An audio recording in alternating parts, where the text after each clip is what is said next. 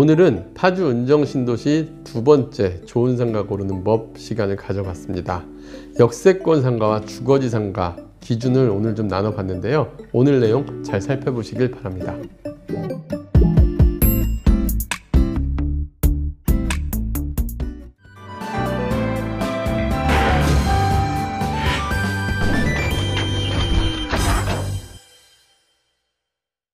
안녕하세요. 월세고수TV의 최영식입니다.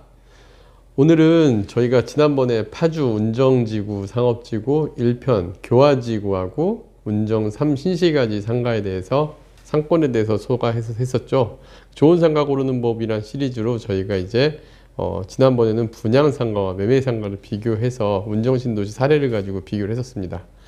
오늘은 제가 이제 그 운정 2지구, 기존의 이제 운정 2지구는 거의 완성이 다 돼가는 단계, 운정신도시에서도 1지구 교화신도시와 교화지구와 그다음에 2지구 이제 기존 운정지구로서의 제대로 만들어진 이제 신도시로 만들어가고 규모도 굉장히 규모 있게 만들어졌는데 여기가 지금 한 10년 정도 돼가는 것 같아요. 그런데 거기에 상업지가 만들어진 게 2016년도에 준공된 건물들이 많은 지역이 운정 2지구 내에 있는 홈플러스 주변의 산내마을 주변의 상업지구와 2지구 안에 보면은 이제 운정역으로 해서 최근에 상업지가 만들어지고 작년도에 그 릴스테이트 오피스텔 아파트 약 한 3,500세대 정도 되는 그 단지가 만들어지는 지역에 운정 역세권 상업지구가 또 개발이 되어 있는데 이 두 곳을 비교하려고 그래요. 이 두 곳을 비교하려는 이유가 있습니다. 많은 분들이 상가 투자를 할 때 아파트처럼 생각하는 경우들이 많아요. 왜냐면은 뭐 지하철역이다 역세권이다 그럼 무조건 좋겠지 이런 생각들을 많이 하거든요. 근데 이거 역세권도 역세권 나름인데 사실 역세권 교통 이건 아파트를 보는 기준에서는 되게 중요한 이슈입니다. 하지만 상가 같은 경우는 역세권이나 교통보다 더 중요한 게 있어요. 뭐가 있냐면 배우 세대와 동선이에요. 배우 세대 유효 수요가 어느 정도 되는지, 이 유효 수요가 어떻게 동선에 따라서 상권이 형성이 되는지 이게 제일 중요한데 오늘은 이 두 개를 되게 비교하기 좋은 곳인 것 같아요. 이 운정신도시는 좀 약점이 하나 있어요. 뭐냐면 중심상업지가 발달을 하려면 좀 광역상권도 돼줘야 되거든요. 예를 들면은 뭐 우리가 흔히 아는 뭐 연남동 상권이나 홍대 상권이나 그리고 뭐 각 지역의 중심지가 되는 상권들 가보면은 그 지역만의 상권이 아니라 광역적 상권이 됐을 때 A급 상권으로서의 역할을 꽤 크게 합니다.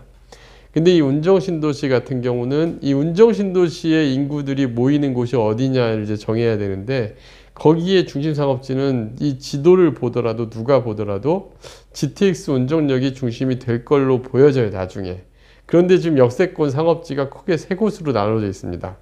일단은 GTX 운정역 상업지는 아직 개발 전이니까 논외로 하더라도 어쨌든 GTX 운정역 그 다음에 경의선 운정역이 또 하나 상업지가 크게 만들어지고 있고 그 아래로 보면 야당역 역세권으로 해가지고 중심상업지가 세 개로 나눠져 있다라는 이게 단점이에요. 원래는 이 정도 규모면은 중심상업지 하나 있어서 거기에 위락시설도 들어가고 각 기업들이 그 지역 내에 뭐 회사원들이 모이고 사람들이 모이는 장소로서 A급 상업지로 발달을 해야 되는데 좀 세 군데로 분리가 좀 돼 있는 것도 우리가 좀 알아야 되는데 역세권이라고 해서 무조건 좋은 건 아니다라는 생각을 좀 하시면 좋을 것 같아요.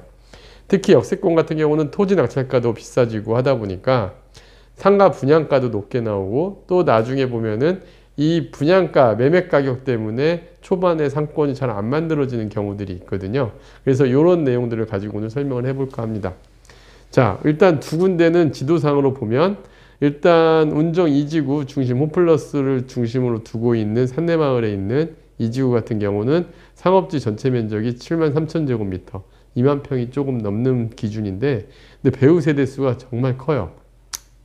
제가 그냥 이 빨간색 네모로 표시를 해놨는데 사실은 이거는 그냥 직접 인접 가능한 그 배우 세대만 놓은 거고요. 사실은 이 옆에 월드메나 2단지라든가 두산 2부 지도로 보이는 이 단지들 역시도 배우 세대로 봐도 되지만 저희가 보는 기준으로 좀 보수적으로 본 거예요. 그랬을 때 세대가 어떻게 되냐면 산내 8단지 운정 화성파크 드림, 산내 6단지, 산내 2단지, 3단지 힐스테이트 운정, 현대 아이파크 11, 12, 13 기타 타운하우스 해가지고 약 한 1545세대 정도가 여기에 들어가 있습니다. 사실 만 세대 배우면 웬만한 상업지에서도 규모가 괜찮은 배우 세대수예요.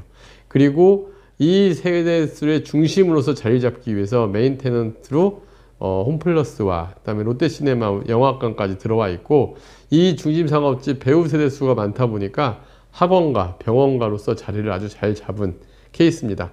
대로변으로는 대부분 병원가로 잡혀 있었고요. 그리고 후면 쪽으로는 학원가로 자리를 잘 잡았는데, 뭐 제가 이 지역 네이버 지도로 검색을 해봐도 각종 프랜차이즈들이 다 자리를 잡고 있는 걸 우리가 알 수가 있습니다. 그리고 제가 가서 느낀 점 중에 하나는 공실이 전혀 없었어요. 공실이 거의 없었고, 그리고 학원가로서, 병원가로서 건물의 컨셉에 맞게 자리를 잘 잡았다라는 걸 우리가 확인할 수 있었는데요. 반면 이제 운정 역세권 상업지구는 제가 딱 단점이 하나가 있어요. 현장을 가보고 느낀 게 하나가 조금 안타까운 게, 역세권 상업지를 구성을 할 때 배우 세대 접근성이 좋아야 되는데 주변이 다 녹지, 공원으로 갖춰져 있고요. 또 다 아직 미개발 땅들이 되게 많았어요. 예를 들면 보건소 들어올 땅이라든가. 딱 장점 하나는 의정부 지방법원 교양시 지원으로 해서 파주시 법원이 들어와 있어서 법원에 맞는 물론 조그만 등기소와 법원 소규모로 들어와 있습니다. 하지만 옆에 변호사 사무실이라든가 이런 것들은 일부 나간 것 같은데, 상층부로. 근데 이제 이 상업지는 약간 외딴섬 같은 느낌이었어요. 왜냐면은 주변에 공원들이 많고 아파트로서의 접근 가능한 아파트가 전혀 좋은 아파트가 없었어요. 게다가 힐스테이트 더운정 3,500세대 정도가 막 공사 중인 상황이라서 좀 상업지 상가들이 좀 을씨년스럽게 빈 상가들이 좀 많은 모습이었고, 막 일부는 또 계속 공사 중에 있었고. 그런데 초기에 너무 빨리 자리 잡은 상가들 같은 경우 조금 공실 우려가 어쩔 수 없이 있었고, 그래서 이제 이 시행사들도 뭐 임대 보장을 해준다든가 이런 식으로 지금 상가들을 구성을 해놨는데, 그래도 분양가나 이건 절대 낮진 않아요. 왜냐면은 전용평당 한 7천에서 1억 사이로 위치에 따라서 차이를 두고 있는데, 초반에 좀 힘든 모습이 보이는 상업지가 운정 역세권 상가였습니다. 그래서 역세권과 그 구시가지, 배우 세대가 갖춰져 있는 구시가지와 역세권을 비교를 해보면서 우리가 꼭 역세권만 보지 말아라는 얘기를 제가 해드리고 싶었던 게 이 내용이었습니다. 그리고 운정지구는 각 지역 단지별로 보면은 중간중간에 중소규모의 상권들이 조금 잡혀 있다는 특징들이 있어요. 이거는 신도시 어디 가나 볼 수 있는 모습들이었는데, 뭐 그런 모습들까지 감안해 보면 운정지구는 개인적으로는 역세권 상가보다는 이 학원 단지 내나 이렇게 좀 배우 세대가 갖춰져 있는, 동선이 갖춰져 있는 상가들이 조금 더 낫지 않나라는 생각이 들었습니다. 자, 그러면 실제 사례를 가지고 한번 설명을 드려볼게요. 실제 사례로 아까 그 홈플러스 주변에 아파트 바로 마주보고 있는 이면상가예요. 이면상가인데 제가 보기에는 위치는 굉장히 좋고 코너 자리에 입지한 상가인데, 여기에 5층 상가가 학원으로 임대가 갖춰져 있고 벌써 운영된 지 한 5년 이상 된 학원이 입점해 있는 상가 호실이었습니다. 제가 그래도 이 지역에서는 제일 괜찮은 매물 같아서 이걸 한번 뽑아봤어요. 그래서 현장 부동산도 답사했을 때 제 1번을 추천을 하더라고요. 그랬을 때 전용 면적 51.61평이 5억 3,500만 원짜리 상가입니다. 그리고 여기는 그 국영수 학원으로 갖춰져 있었고요. 그리고 이게 전용 평당가는 평당 1,036만 원 정도, 그리고 임대료는 5,240만 원. 그냥 대출을 안 받는데, 요즘 대출 또 금리가 너무 높다 보니까 대출을 안 받는 걸로 가정해도 5.94% 정도의 수익률을 안정적으로, 또 주변에 학교들도 최소 6개 이상 학교가 몰려있기 때문에 학원 수요도 되게 많은 곳입니다. 그랬을 때 안정적인 월세를 받기에는 괜찮은 매물로 판단돼서 이게 좋은 매물로 보였고요. 제가 이렇게 좀 주거단지 상가들 돌아보면 최근에 한 5.5에서 6% 정도 상층구 상가들이 좀 괜찮은 매물들이 많이 보였습니다. 그래서 이런 매물들 우리가 투자 고려해봐도 괜찮은 매물 생각이 들었고요. 반면 운정 역세권 상가는 제가 추천드리고 싶지는 않았는데, 이제 현황을 보다 보니까 매매가 4억 6천만 원짜리 매물이 하나가 있는 전용 29.26평, 이게 8층 상가였어요. 8층에 4층짜리 상가에 4층 호실이었는데 전용 29.26평이 4억 6천만 원, 평당 1,571만 2,120원의 실제 매물이고요.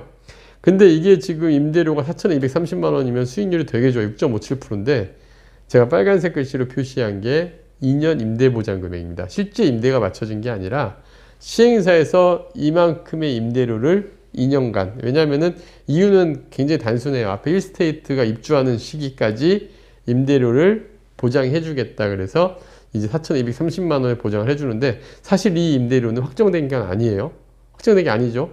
그리고 요거는 향후에 어떻게 될지 모르는 임대료인데, 사실 운정력이, 그 경의선 운정력이 되게 좋을 수도 있어요. 거기가 뭐 위락시설도 가능하고, 그래서 막 정말 중심 상업지로 활성화되면은 되게 좋을 상가인데, 근데 요거는 아직 변수가, GTX 운정력이라는 변수가 있기 때문에 개인적으로 이게 저렴해 보이기는 하지만, 수익률도 괜찮아 보이긴 하지만, 저 같으면은 주택가 근생이 더 낫지 않나 싶어요. 왜냐하면 변수가, 워낙 큰 변수가 있어서 이게 좀 분리가 되는 부분들이 어떻게 발달이 될지 좀 고민이 되는 문제였습니다. 여러분들이 상가를 볼 때도 상가는 교통보다 더 중요한 게 배우세대라는 걸 꼭 좀 체크를 하고 보셨으면 좋겠습니다.